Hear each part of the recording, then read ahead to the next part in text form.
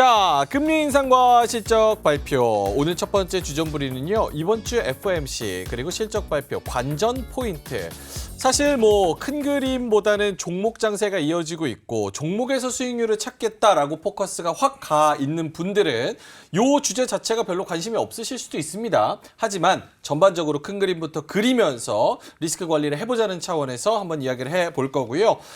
지금 금리 인상 FOMC 우리 시간으로 목요일 새벽에 이제 또 결과가 나오게 되죠. 마지막 금리 인상이 될 것이냐에 대한 부분 많은 분들의 관심이 가 있는 것 같습니다. 이번이 금리 인상 끝인가? 지금 패드워치를 보면은 금리 인상 확률이 99.8%로 거의 기정사실화가 돼 있는 상황에서 다음 FOMC, 9월달에 FOMC에서도 금리 인상을 한 번 더 할 것이냐? 그 확률은 16% 정도로 점쳐지고 있습니다. 이번이 금리 인상 끝으로 생각하시는지 두 분 OX 한번 들어보도록 하겠습니다. 하나, 둘, 셋 들어주시죠. 야, 한 번이나 두 번까지도 더 할 수 있다라고 보시는 거예요? 정경민 팀장님부터? 네, 뭐 저는 그거는 뭐 페드의 마음이라고 생각이 드는데 이제 어떠한 힌트를 FOMC에서 던져주느냐가 중요한 거죠. 이미 이제 금리는 지금 현실적으로 큰 변수는 못 된다고 봐요. 그러니까 금리가 그동안 우리가 금리에 좀 집중을 했던 거는 금리의 속도가 워낙 빨랐기 때문에 막 0.75씩 움직였잖아요. 예. 0.75, 0.5 움직이고 그러다가 이제 천천히 좀 속도 조절에 들어가고 그렇다 보니까 금리 자체가 시장에 주는 어떤 임팩트가 예전보다 못한 거는 확실히 좀 다들 느끼실 것 같고요. 그리고 앞으로 금리가 속도감 있게 못 오를 것도 모두가 아는 그런 상황입니다. 그렇다 보니 지금 금리가 뭐 한 번, 두 번 정도 더 있다고 하더라도 시장에 주는 어떤 악영향은 크지 않을 것이다 이렇게 좀 보고 있고 향후에 이제 정책 방향성하고 그리고 이제 어떠한 요인이 있다면은 금리를 중단하겠다라고 이제 던져주는 그런 단서들 그런 것들을 우리가 좀 집중을 해야 되고 어떤 시그널을 어떻게 FOMC에서 읽어내느냐 이게 좀 중요한 부분이지 그 숫자가 주는 뭐 0.25 한 번 올리냐 두 번 올리냐 이거는 사실 지금 큰 문제는 아니라고 좀 생각이 듭니다. 그렇기 때문에 일단 어떤 단서를 내어주느냐 요게 오히려 이번 FOMC의 관전 포인트의 핵심이 아닐까 저는 이렇게 좀 판단하고 있습니다. 그러면 지금 종합해서 정리를 해보면 금리 인상이 끝인지 아닌지 뭐 요거는 OX 들라고 하니까 들긴 하는데 시장의 영향력은 거의 없다 쪽으로 보고 계신 거고. 정확하게. 김태성 이사님은 네. X를 들어주신 부분 금리 인상이 한 번 더 있을 수도 있다. 일단 사실 연초에 점도표를 보면 올해 또 두 번이 가능하다라는 이야기가 또 나왔었어요. 그런데 이제 그 이후에 지표 발표가 이제 조금은 생각보다 이제 낮게 나오면서 소비자 물가 지표도 생각보다 이제 낮게 나오면서 한 번이면 되겠다라는 이제 지금 이 생각이 굉장히 지배적인데 그것은 그때 가봐야 아는 것이고 사실 우리가 금리 속도와 금리 폭의 이제 문제였죠. 앞서서 이제 전문가님께서 이제 말씀 주셨다시피 그거에 대한 걱정이 있었던 거지 0.25씩 몇 번 올리느냐 언제 올리느냐 이것은 크게 저는 중요하지 않다라고 좀 생각이 들어요. 특히나 우리나라 시장은 지금 금리 이쪽보다는 2차 전지가 여기서 더 갈 거냐 아니면 쉬었다가 또 다른 주도주가 탄생할 거냐 아니면 어떤 기업이 또 새로운 시장에 원픽으로 또 올라올 거냐 이것이 지금 관심이 쏠려 있는 거지 예. 아마 많은 투자자분들이 특히 오늘 포스코그룹주 올린 자금이 개인 자금입니다. 기관도 아니고 외국인도 아니고 그 기준으로 본다면 뭐 개인 투자자분들 지금 이쪽에 크게 관심이 없어서 시장의 영향은 크지 않지 않을까라는 의견 한번 드리도록 하겠습니다. 이것에 대한 부정적인 후폭풍, 영향 이런 것도 지금 생각을 해야 되는 건지. 왜냐하면 지금 이번에 금리 올리면 2001년 이후로 가장 높은 금리가 돼버리는 거고 뭐 연내 금리는 없다 이런 얘기 계속하고 있으니까 사실 고금리가 어느 정도 몇 개월간은 유지가 될 가능성. 근데 지금 미국에서도 상업용 부동산이나 아니면 기업들의 좀비 기업 청산되는 거 이런 것들이 부각이 되고 있는 상황에서 이 고금리가 미국 경제나 아니면 기업들한테도 좀 많이 악영향을 줘서 뭔가 경기 침체 이쪽으로까지 이어질 가능성도 있다고 보세요, 팀장님? 그렇게까지 이렇게 확산될 것 같지는 않다라고 그렇진 않고. 네, 생각을 하고 있지는 않고요. 아무래도 이제 저는 오히려 이제 금리를 내릴 때가 이제 어떤 그 시점이 와서 어떤 요인으로 내는 그게 오히려 저는 조금 악영향이 될 수가 있을 뿐이지 지금으로서는 어쨌든 경기에 대한 속도 조절에 의한 그러니까 경기는 생각보다는 잘 굴러가고 그동안 이제 물가에 좀 집중을 했었다 뿐이지 경기에 대해서는 굉장히 지금 뉴욕에서도 그냥 자신을 많이 하고 있거든요. 뭐 그런 것들을 좀 감안하면 금리 말씀드렸듯이 이제 금리 그 자체라기보다는 어떠한 이제 내용들을 던져주느냐, 그 내용들을 우리가 어떻게 녹여야 되느냐 이게 더 중요한 포인트라고 생각이 듭니다. 알겠습니다. 그러니까 지금 연준의 그런 행보 이런 걸 봤을 때 어느 정도는 좀 믿음이 있으신 상황. 요 정도 올렸으면 어느 정도 골디락스처럼 경기 침체도 안 오면서 부러지는 기업도 없으면서 물가도 잡으면서 어느 정도 속도 조절되는. 그렇죠. 김태성 이사님은 네. 어떻게 보십니까? 이게 경기 침체나 아니면 우리가 걱정할 만한 수준의 금리 인상으로까지 간 건지.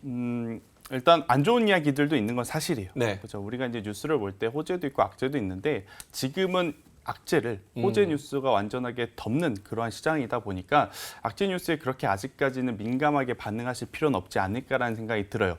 대신에 이번 주 이제 빅테크 기업들의 실적이 안 좋다면 저는 방향성이 조금은 다르게 봐야 된다는 생각이 듭니다. 네. 특히나 이제 2차 전지를 제외하고 반도체 같은 경우에는 사실 우리나라 기업들은 상반기에도 안 좋았어요. 그러니까 1분기 안 좋았단 말이에요. 삼성전자도 그렇고 SK 하이닉스도 그렇고. 그런데 엔비디아와 같은 이러한 기업들이 우리가 생각지도 못한 엄청나게 큰 폭발적인 실적을 무기로 이렇게 상승을 했는데 만약 그 실적이 흔들린다면 빅테크주들의 실적이 흔들린다면 그때 돼서는 리스크 관리 혹은 조금 다르게 부정적으로 어느 정도는 이제 이 매도 혹은 리스크 관리에 대한 부분을 좀 고려를 해야 되지만 지금은 워낙 이 호재 뉴스가 힘이 강하기 때문에 우선 가는 쪽을 좀 먼저 보자라는 의견 한번 드리겠습니다. 알겠습니다. 실적 말씀을 하셨으니까 사실 두 분도 지금 매크로 그러니까 뭐 CPI나 기준금리나 이런 것보다는 실적에 조금 더 관심이 가 계신 것 같아서 한번 여쭤볼게요.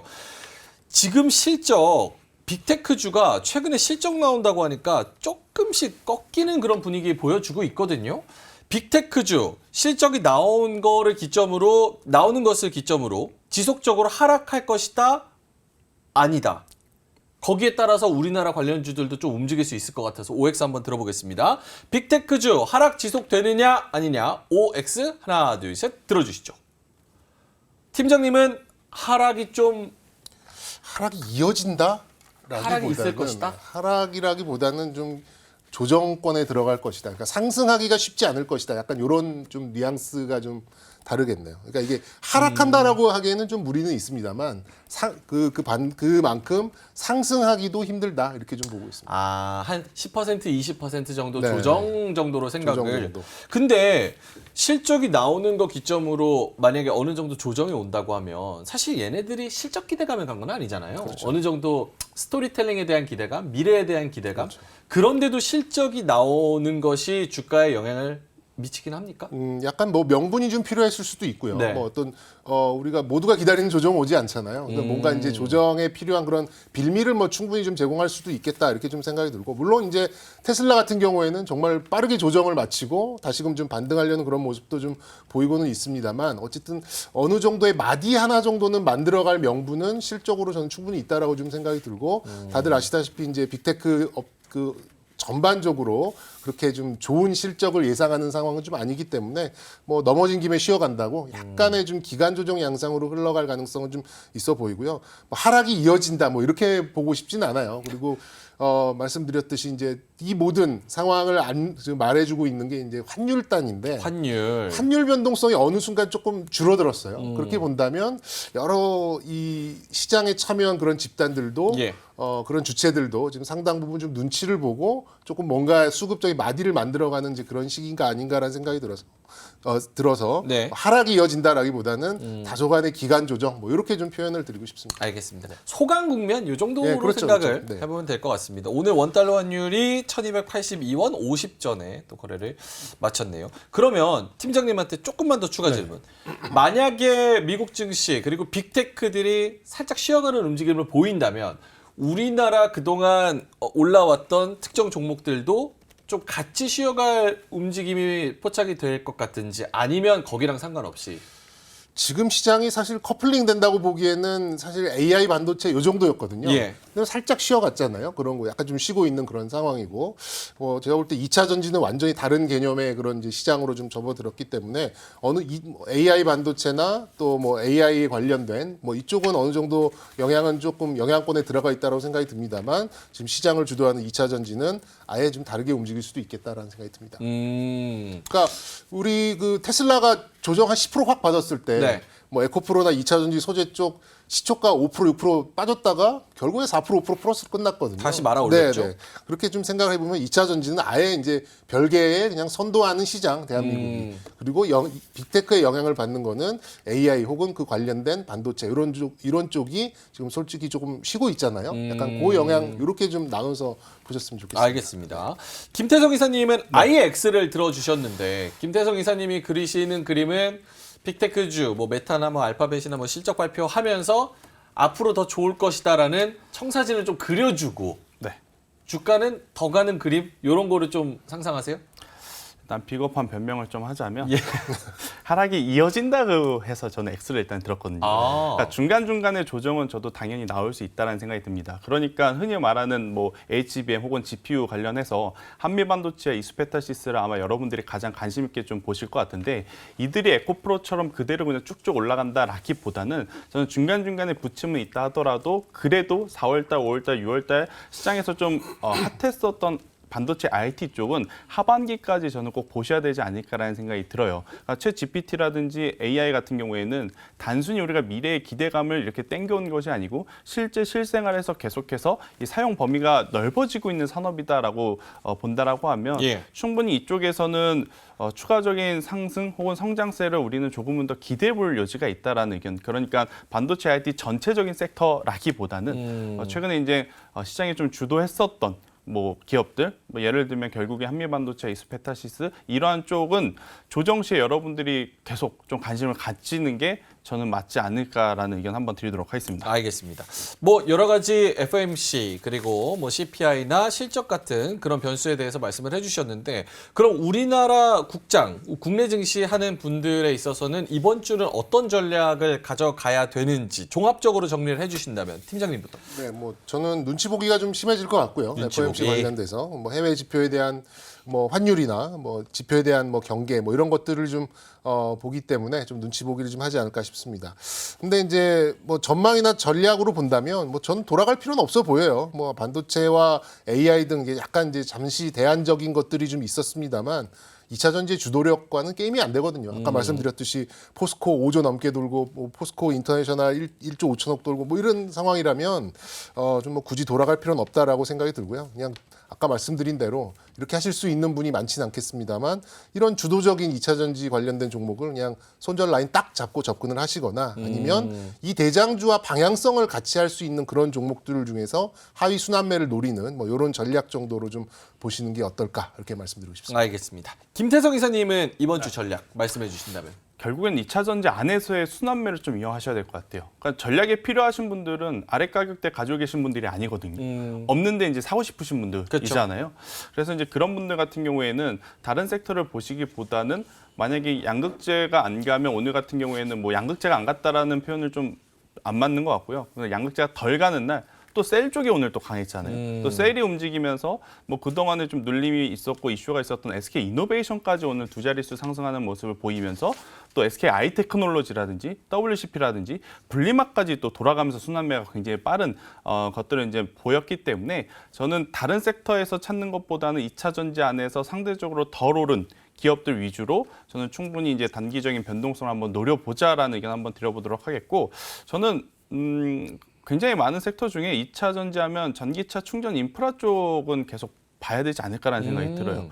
왜냐하면 아직까지 뭐 잠시 후에 한 번 더 이야기를 드리겠지만 이 전기차 충전 인프라는 크게 지금 시세가 돌거나 어떤 특정 종목이 이제 강한 시세를 냈다라고 저는 보기에는 어려워서 이쪽을 보시는 것도 또 하나의 대안이 되지 않을까라는 의견. 어차피 전기차 많이 팔리려면 예. 우리나라 기업들이 충전소 많이 지금 지어야 됩니다. 네, 그 기준으로 봤을 때는 이쪽도 꼭 체크를 해보자라는 의견 드리겠습니다. 알겠습니다. 두 분 다 이번 주에 계속해서 눈치 보기 장세 계속 이어질 것이다. 종목 장세 이어질 것이고 그 중심에는 역시나 2차 전지 빼놓을 수가 없는 그런 장세가 이어질 것 같습니다.